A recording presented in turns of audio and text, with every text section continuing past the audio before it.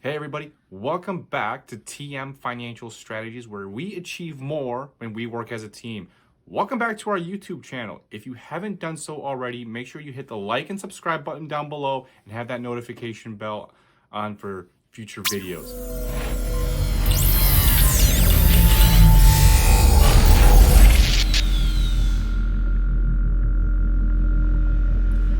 The success of all finance is creating a plan.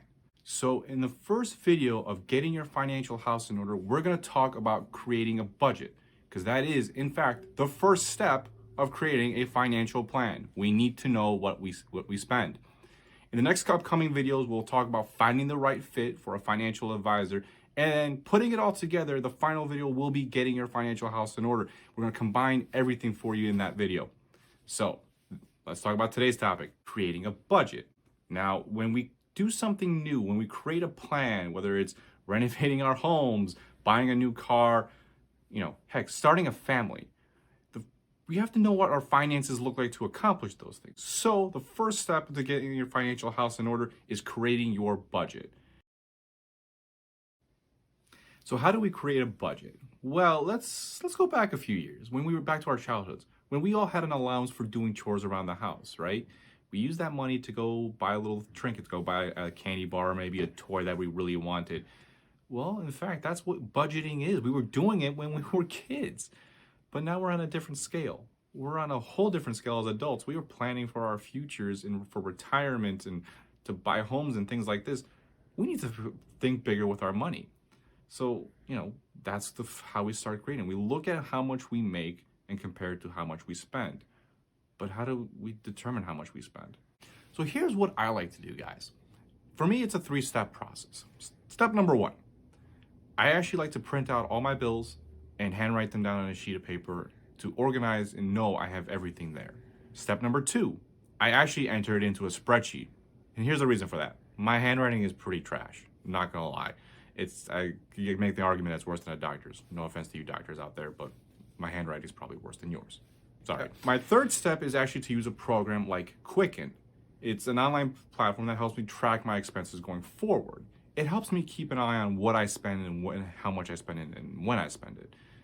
So for me, those things work. For you guys, it might be a little bit different. It could be as simple as creating a spreadsheet and then using that, or using a combination of a spreadsheet, a Word document, and an online program. There's even phone applications out there that you can download to help you do those things. There's more than one way to do this, and you just have to find a way that's more comfortable for you guys.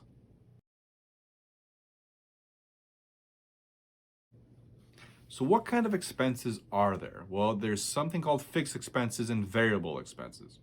Fixed expenses are the ones that are very predictable. So like a rent or a mortgage payment, a car payment.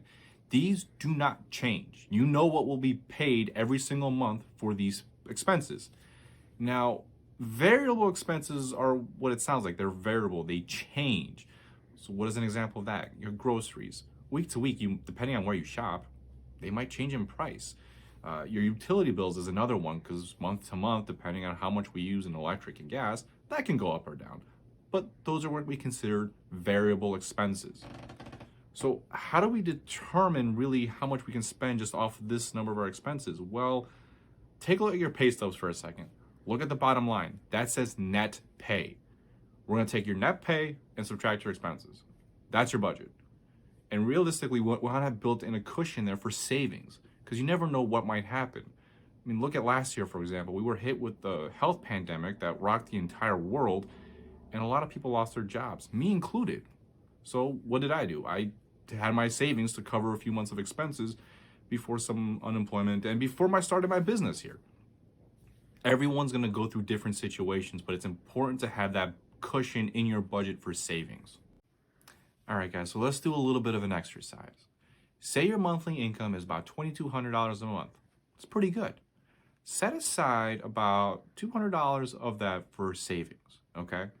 That will leave you about $2,000 for all your expenses. Your rent payments, your mortgage payments, your utility bills, those extra coffees that you like to get at Starbucks. Trust me, I like to go to Starbucks too, okay? That is going to be your budget per month. Now, what's the biggest challenge of this kind of budget? Well, or of any budget? It's sticking to that plan. You just created a plan for yourself to spend $2,000 a month based on your $2,200 a month salary. So, and sometimes you're probably going to go overboard just because it's human nature. But if you stick to it, all that savings you put aside can either be reinvested into your future, can be used to go buy that car or put a down payment on a home. Sticking to the plan is the most difficult, but it's also the most rewarding.